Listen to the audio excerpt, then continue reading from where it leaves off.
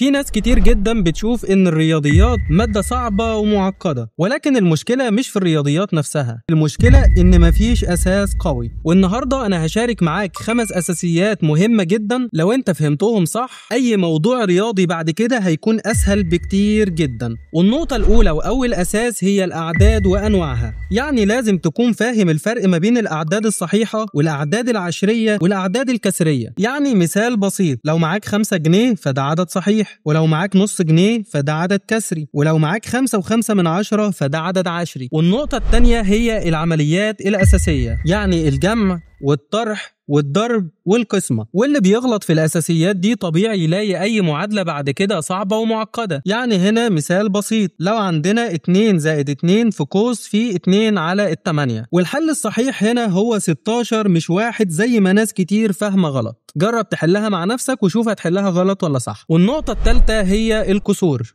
ودي بقى نقطة ضعف عند كتير من الطلاب، ولكن المفتاح هنا هو انك توحد المقامات. يعني لو عندنا مثال بسيط زي ده، 1 على 2 زائد 1 على 3، ومنتهى البساطة هنوحد المقامات. 2 في 3 بيساوي 6، 3 في 1 بيساوي 3، زائد 2 في 1 بيساوي 2، يعني هنا الناتج بيساوي 5 على 6. والنقطة الرابعة هي النسبة والتناسب. والنسبة والتناسب بتدخل في حياتنا اليومية كل يوم من غير ما ناخد بالنا. يعني هنا لو عندنا مثال بسيط جدا، لو عندنا 2 كوباية سكر بتحلي لتر عصير، يبقى 3 لتر بيحتاجوا كام؟ الحل هنا هو بالتناسب البسيط فعلا. والنقطة الخامسة هنا هي المعادلات البسيطة، زي مثلا 2x زائد 3 بيساوي 7. والفكرة هنا كلها انك تعزل الاكس دي في طرف وحدها. يعني هنا هنقول 2x بتساوي 7 ناقص 3، يبقى هنا ال 2x هتساوي 4، اذا الاكس هتساوي 2. والخمس اساسيات دول لو انت فهمتهم صح الرياضيات هتكون اسهل بكتير جدا بالنسبه لك.